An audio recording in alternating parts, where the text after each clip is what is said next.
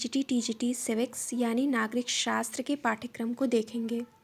किसी भी परीक्षा की तैयारी के लिए सबसे पहले हमको उसका पाठ्यक्रम पता होना चाहिए तथा उस परीक्षा के प्रीवियस ईयर पेपर का भी उसमें एक अहम रोल होता है। पाठ्यक्रम को देखने के साथ ही साथ हम यह भी देखेंगे कि किन पुस्तकों के अध्ययन के द्वारा हम यूपी पीजीटी टीजीटी सिविक्स की परीक्षा को अच्छे अंकों के साथ उत्तीर्ण कर सकते हैं। सिविक्स का पाठ्यक्रम कई भागों में बटा हुआ है। इसमें राजनीति शास्त्र के बेसिक कॉन्सेप्ट्स हैं, राजनीतिक दर्शन है, तुलनात्मक राजनीति है, अंतर्राष्ट्रीय राजनीति है, भारतीय लोक प्रशासन आदि हैं। राजनीतिक सिद्धांत के अंतर्गत राजनीति शास्त्र की परिभाषा, विषय क्षेत्र एवं अध्ययन पद्धतियों का अध्ययन करना होगा। राज्य की परिभाषा, उसके तत्व, राज्य की उत्पत्ति के विभिन्न सिद्धांतों को भी पढ़ना होगा।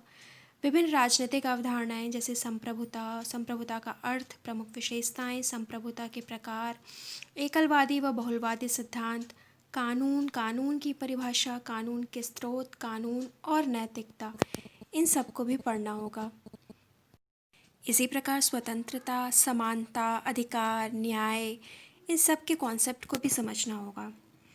इसी प्रकार जो अन्य प्रकार के वाद यानी विचारधाराएं हैं, राजनीतिकवाद, व्यक्तिवाद, उदारवाद, प्रत्ययवाद, अराजकतावाद, फासीवाद, वैज्ञानिक समाजवाद, प्रजातंत्र आदि जो विभिन्न विभिन्न विचार हैं लोगों के या थिंकर्स के, उन सबको भी हमें पढ़ना होगा। पाठ्यक्रम के इस भाग के लिए हम आशीर्वादम की राजनीति विज्ञान या जेसी जौहरी की आधुनिक राजनीति विज्ञान के सिद्धांत नामक पुस्तक को पढ़ सकते हैं। इसके बाद हमें पाश्चात्य राजनीतिक विचारक जो प्रमुख हैं, Plato, Aristotle, Hobbes, Locke, Montesquieu, Rousseau, J S. Mill, Karl Marx, Lenin, Mao Tse Tung आदि की प्रमुख विचारधाराओं को तथा इनकी प्रमुख पुस्तकों को, इनके जीवन में जो प्रमुख घटनाएं हैं उन्हें हमें पढ़ना है। इसे पढ़ने के लिए हम पी.डी. शर्मा की राजनीतिक विचार और जीवन मेहता की राजनीतिक विचारक नामक जो 2 पुस्तकें हैं उन्हें हम पढ़ सकते हैं। इसके बाद हमारे पाठ्यक्रम में भारतीय राजनीतिक विचारक आते हैं, जिसमें हमें पढ़ना है मनु, कौटिल्य, महात्मा गांधी, जवाहरलाल नेहरू, डॉक्टर भीमराव अंबेडकर, राम मनोहर लोहिया, जयप्रकाश नारायण आदि के राजनीतिक दर्शन को हमें पढ़ना है। इसके लिए हम ओ.पी. गाबा की भारतीय राजनीतिक विचारक या वी.पी. वर्मा की आधुनिक भारतीय राजनीतिक चिंतन को पढ़ सकते हैं। आगे हमारे पाठ्यक्रम में तुलनात्मक राजनीति है। तुलनात्मक राजनीति के अंतर्गत हमें पढ़ना है संघवाद, संघवाद के प्रमुख तत्व, उनकी प्रवृत्तियां एवं समस्याएं, नागरिकों के मौलिक अधिकार एवं कर्तव्य, व्यवस्थापिका, कार्यपालिका, न्यायपालिका, इनकी संरचनाएं, इनके अधिकार, इनके कार्य, इनकी स्वतंत्रता, स्थिति। उसके बाद है नौकरशाही, नौकरशाही के कार्य, उनकी महत्ता, प्रतिबद्धता एवं तटस्थता। उसके बाद हमें निर्वाचन आयोग या निर्वाचन पद्धति जो है वो पढ़ना है। निर्वाचन पद्धति की समस्याएं एवं समाधान, राजनीतिक दल, दबाव समूह एवं लोकमत और उपयुक्त धारणाओं, जो इन सब का जो हमें अध्ययन करना है वो हमें करना है भारत, ब्रिटेन, संयुक्त राज्य अमेरिका, फ्रांस एवं चीन, इन देशों के संदर्भ में पढ़ना है हमें। पाठ्यक्रम के इस खंड का अध्ययन करने के लिए हम सी.बी. गेना की तुलनात्मक राजनीति या जे.सी. जौहरी की तुलनात्मक राजनीति को पढ़ सकते हैं तथा भारत को पढ़ने के लिए सबसे अच्छी जो बुक है वो है लक्ष्मीकांत की बुक। भारत के लिए आप उस बुक को पढ़ सकते हैं। इसके बाद हमें पढ़ना है अंतर्राष्ट्रीय राजनीति। अंतर्राष्ट्रीय राजनीति के सिद्धांत एवं व्यवहार में क्या है वो ये पढ़ना है।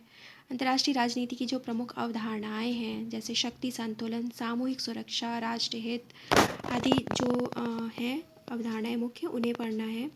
मुख्य प्रवृत्तियां, उन्हें पढ़ना है। शीत युद्ध, तनाव, शैथिल्य, असंलग्नता, आंदोलन, न्याय। अंतर्राष्ट्रीय संस्थाएं एवं संगठन जो विभिन्न हैं जैसे संयुक्त राष्ट्र संघ एवं उसके अभिकरण, इन सब का हमको अच्छे से अध्ययन करना है। अंतर्राष्ट्रीय राजनीति को पढ़ने के लिए हम फड़िया की अंतर्राष्ट्रीय संबंध को पढ़ सकते हैं या महेंद्र कुमार की अंतर्राष्ट्रीय राजनीति के सैद्धांतिक पक्ष, इन दोनों बुक्स को हम पढ़ सकते हैं। इन दोनों बुक्स में से जो हमारा पाठ्यक्रम जिस बुक में जो टॉपिक मिले उसे हम पढ़ सकते हैं। अच्छे से दिया हुआ है इन दोनों बुक्स। इसके बाद हमारे पाठ्यक्रम में है भारतीय लोक प्रशासन। इसके अंतर्गत हमें सिद्धांत एवं व्यवहार, प्रशासकीय व्यवहार जिसमें निर्णय करना, नेतृत्व के सिद्धांत, संप्रेषण, अभिप्रेरणा, संगठन की संरचना और मुख्य कार्यपालिका आदि को पढ़ना है। सूत्र, स्टाफ एवं सहायक अभिकरण, विभाग, नियम एवं स्वतंत्र नियामकीय आयोग जितने भी हैं उन सबको पढ़ना है। इसके बाद कार्मिक प्रशासन, नौकरशाही, भर्ती, प्रशिक्षण, पदोन्नति, प्रशासन में सच्चरिता, उत्तरदायित्व एवं नियंत्रण इत्यादि का भी हमें अच्छे से गहन अध्ययन करना है।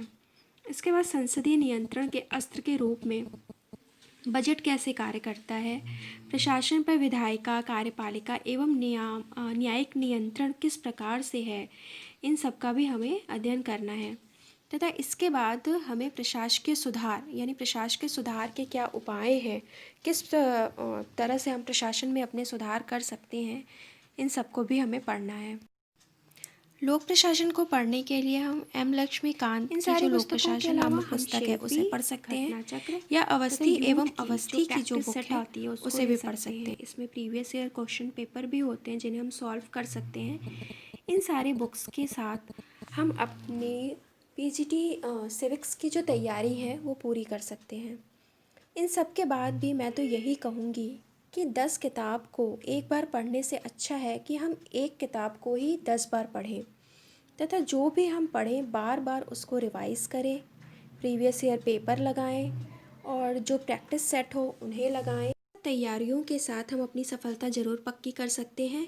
सफलता बार बार और दिन प्रतिदिन के छोटे छोटे प्रयासों का योग है। इसी के साथ मैं अपना वीडियो यहीं ख़त्म करती हूँ। नेक्स्ट वीडियो में हम जो नागरिक शास्त्र का फर्स्ट टॉपिक है राज्य, वहाँ से शुरू करेंगे। तब तक के लिए बाय बाय।